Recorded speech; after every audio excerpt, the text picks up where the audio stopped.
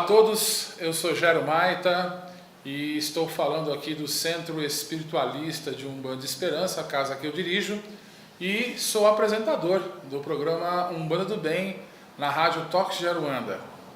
Nosso encontro hoje, nosso programa aqui pelo YouTube falando de Umbanda, vai abordar um tema bastante polêmico, né? Que é o cemitério, a casa de meu pai, Obaluaê. Muitas pessoas têm medo de ir ao cemitério até passar em frente, né? E alguns ouvintes me escreveram outro dia dizendo que tem ainda aquela ideologia de que terra de cemitério mata a pessoa quando você pisa e traz ela nos sapatos para casa. Peraí, primeiro nós temos que conhecer o que é esse campo de força de nosso pai Obaluaê ou pai Omolu, não é? Muito bem, quando nós falamos de Obaluaê, ou falamos do campo do cemitério, é o local destinado que a transmutação do corpo e do duplo etéreo dos espíritos, dos corpos que ali são enterrados. O que seria isso? Do pó tu viestes, para o pó tu retornarás. Isso é uma palavra bíblica que se enquadra na função de Obaluaê, que é a transmutação desse corpo. Então, quando sepultamos o corpo de um falecido numa sepultura, este corpo vai se decompor com o passar dos anos, né? Leva em média 3 anos, 4 anos para um corpo realmente estar zeradinho ali, só no osso para ser retirado. Este processo do corpo de carne é um processo de transmutação, e o duplo etéreo, que é o corpo energético que está entre o perispírito e o corpo físico do encarnado, se dilui de 30 a 90 dias após o falecimento ou mais, e o campo santo, como é chamado o cemitério na Umbanda, ou Calunga Pequena, é o espaço onde, na energia de Obaluaê, há a transmutação destes corpos. Se nós falamos dessa função do corpo, do cadáver que ali é enterrado, o cemitério é um campo de forças imenso para a transmutação de energias negativas, como doenças, demandas, obsessões espirituais, na força de Obaluaê ou Omolu, que são os orixás que militam neste campo de força. Não é qualquer pessoa que sabe entrar ou trabalhar num cemitério. E lá também a gente encontra sujeira e falta de bom senso. Quando nós falamos do direcionamento de um filho à casa de Obaluaê, deve ser levado por um sacerdote que saiba o que está fazendo dentro deste campo de força, porque nós nos chocamos com túmulo e corpo em decomposição. Espíritos existem em qualquer lugar, dentro e fora de cemitério, mas o que choca o homem não é nem tanto o espírito, mas ver aquele túmulo que tem uma carga negativa de um corpo que está se decompondo ali.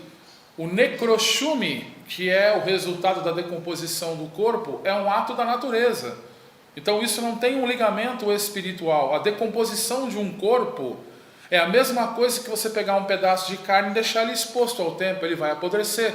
Isso não está ligado a um campo espiritual, mas sim a um campo energético.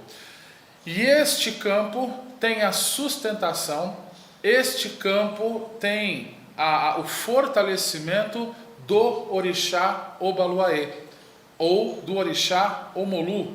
Então, quando nós nos direcionamos no cemitério, os trabalhos que são feitos no cruzeiro, o cruzeiro é o ponto central do cemitério, onde são conduzidos os espíritos e aonde é feita esta conversão de energia. Por quê?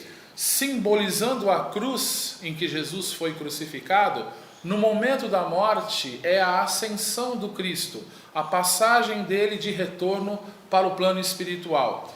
Simboliza-se o cruzeiro nesse instante, que é a passagem de nível vibratório que Obaluaê rege em nossas vidas.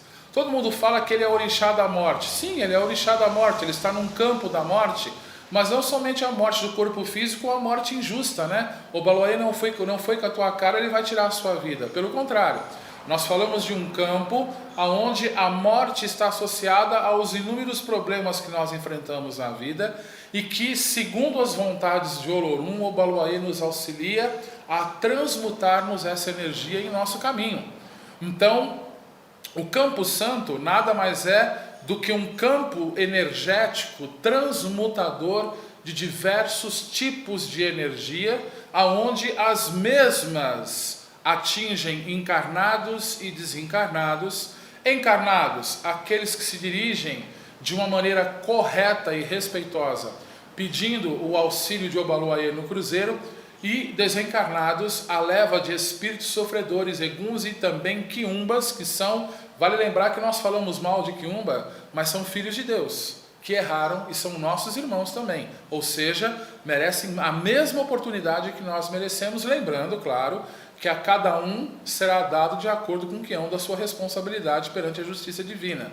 Então, quando nós falamos do plano espiritual, Obaloaê conduz esses espíritos para o descarrego das suas energias densas, geralmente em bases no cruzeiro, onde os Exus e pretos velhos trabalham, para depois eles serem conduzidos às escolas do plano espiritual e darem continuidade, plano astral, e darem continuidade às suas evoluções naturais. E encontramos no plano físico os homens sendo beneficiados desta energia. Eu mesmo já fui beneficiado com a mesma, aonde meu pai me ajudou e me ajuda até hoje a manter o equilíbrio da minha saúde. A terra do cemitério é uma terra santa, porque foi criada por Deus. Onde Deus vai definir a nossa vida, gente? Com um punhado de terra do cemitério. E se matam uma pessoa numa rua que tem um pouco de terra e você pisou ali, ou já enterraram um corpo no local que você passa por cima, Deus seria tão falho nesse ponto? O princípio da vida na questão umbandista é tão falho nesse aspecto, aonde um punhado de terra do cemitério, se eu trouxer para casa, vai trazer a morte para a minha vida? E por que o ser humano tem tanto medo de lidar com a morte? Será que não seria aí uma dificuldade de se confrontar com os seus defeitos pessoais? Será que não seria aí uma dificuldade de encarar frente a frente os seus defeitos nas famosas máscaras que nós trazemos dentro de nós? Então, quando nós falamos de morte, é a mesma coisa do lado de lá para cá. Você reencarnou, você morreu no plano espiritual e está nascendo no plano carnal. Então, é somente uma passagem mediante a nossa evolução. Acreditar que um orixá vai tirar a sua vida, como muitos falam de Obaloaê, que eu tanto amo, que é o senhor dessa casa e da minha coroa, acreditar que um punhado de terra de cemitério jogado na porta da sua casa, ou mesmo você entrando com os sapatos sujos da mesma, vai trazer a morte para dentro da sua casa, é um contrassenso muito grande, que não tem fundamento e não merece nós perdermos tempo com esse tipo de bobeira. Nós temos que compreender que a Umbanda é uma religião que nos oferece a arte da magia, manipulação das forças da natureza. E aí nós encontramos no Campo Santo um campo poderosíssimo que respeitosamente devemos nos dirigir, sabendo como entrar e lidar com as forças que regem esse ambiente, com os porteiras, que são os guardiões da entrada, com os guardiões do cruzeiro, com os 7 encruzilhadas que velam pelos caminhos, com os quebra-ossos que tomam conta dos ossários, com os Exus 7 catacumbas, com os Exus 7 campas, com o Exumirim, as senhoras pombas giras do cemitério, sabendo lidar com essas forças, que não são animais espirituais que estão ali dentro.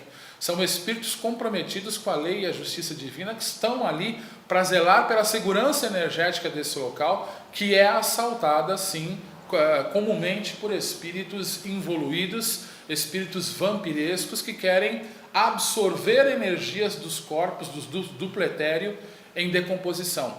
Então, neste caso, esses espíritos estão ali para servir, mas não há nenhum mistério em você entrar neste local, sabendo proceder na sua entrada e Obaloaê te punir com a vida. Isso é um contexto muito errado e foi por causa desse contexto que Obaloaê demorou tantos anos para ser aceito dentro da Umbanda. Hoje, graças a Deus, com os esclarecimentos que nós temos, é um orixá que a maioria dos terreiros aceita a sua manifestação, tem as suas firmezas e compreendem a função energética que ele atua dentro da Umbanda. Então, terra de cemitério é dogma. Se você trouxer o sapato da mesma para sua casa, alguém vai morrer. Eu faço um trabalho no cemitério mensalmente e não me preocupo com a terra que venha no meu sapato, e estou vivo até hoje. Então isso, gente, nada mais é do que dogma que deve ser deixado de lado e compreendermos o amor, o carinho e a luz desse orixá tão querido que rege as nossas vidas e permite que nós possamos evoluir sempre nas nossas muitas moradas na casa do Pai. Vamos ficando por aqui com o nosso vídeo de hoje. O nosso Falando de Umbanda volta na semana que vem com mais um vídeo aí para estar esclarecendo Umbanda, espiritualidade e bom senso nas nossas vidas. Um grande abraço a todos vocês e até lá!